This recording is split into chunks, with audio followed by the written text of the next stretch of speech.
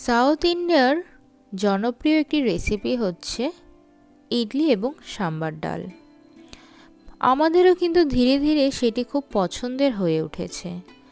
আমরা যখনই south Indian কোনো রেসিপি খাওয়ার কথা ভাবি তখনই মাথায় আসে ইডলি এবং ধোসা।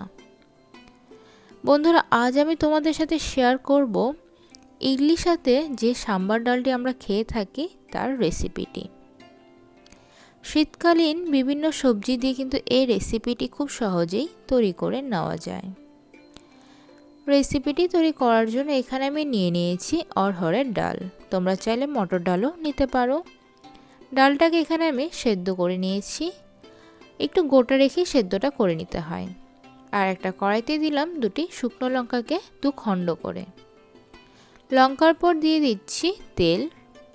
তেলটা ভালো করে গরম হওয়ার পর দিয়ে দিচ্ছি সরিষা, কারি পাতা।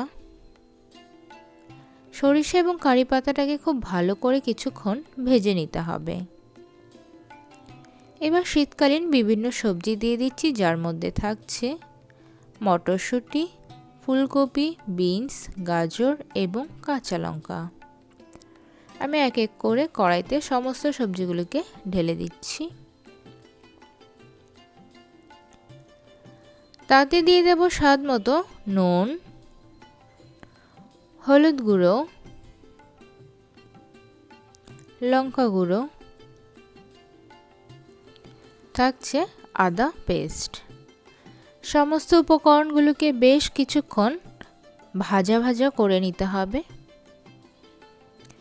মিডিয়াম আঁচে আমি সমস্ত উপকরণগুলোকে হালকা ভেজে দিয়ে দিলাম সামান্য জল সেদ্ধ হওয়ার জন্য। তো ঢেকে এখানে আমি 5 মিনিটের মতো সমস্ত উপকরণগুলোকে সেদ্ধ করে নিলাম। সেদ্ধ হয়ে যাওয়ার পর দিয়ে দিলাম কেটে রাখা টমেটো। টমেটো এবং বাকি উপকরণগুলোকে বেশ কিছুক্ষণ কষিয়ে আমি এখানে দিয়ে দিচ্ছি সেদ্ধ করে রাখা ডাল।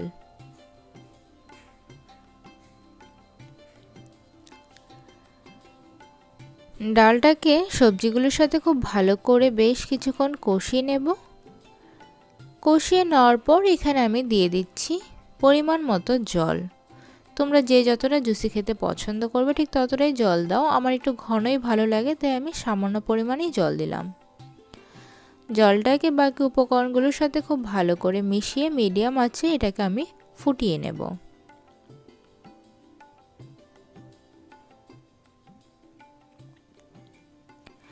জুসটা যখন ফুটতে থাকলো তখন এতে আমি দিয়ে দিচ্ছি তেঁতুলের রস, আর সাথে দিয়ে দিচ্ছি খেজুরের গুড়। তোমরা যে কোনো গুড় নিতে পারো, ঝোলা গুড়, নলেন গুড়, যা খুশি তোমরা নিতে পারো। সাম্বার ডালটা ঠিক টক মিষ্টি না হলে খেতে যেন ভালো লাগে না। তো তেঁতুলের রস এবং গুড়টা দেওয়ার পর গুড়টাকে খুব ভালো করে মিশিয়ে দিয়ে দিচ্ছি ভাজা জিরে মশলা।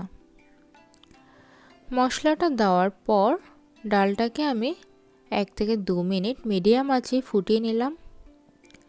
1 থেকে 2 মিনিট ফুটিয়ে নেওয়ার পর ডালের ঘনত্বটা ঠিক এমন হয়, একবার তোমাদের দেখিয়ে দেই।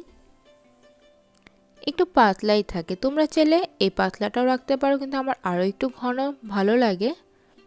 ঠিক এতটা পাতলা আমার ঠিক ভালো লাগে না, তাই আমি লো ফ্লেমে আরও 2 থেকে 3 মিনিট ফুটিয়ে ঠিক এই ঘন করে সাম্বার ডালটাকে তৈরি করে নামিয়ে নিচ্ছি। তো বন্ধুরা, আজকের এই সাম্বার ডাল রেসিপিটি তোমাদের কেমন লাগলো এবং ঠান্ডা হওয়ার পর এটা ঠিক কতটা ঘন হয়েছে তোমরা বুঝতে পারছো। তো আমার ঠিক এই ঘন ডালটাই ভালো লাগে। তোমাদের যদি রেসিপিটি ভালো লেগে থাকে অনেক অনেক লাইক করে দিও। ভিডিওটি দেখার জন্য ধন্যবাদ। বাই।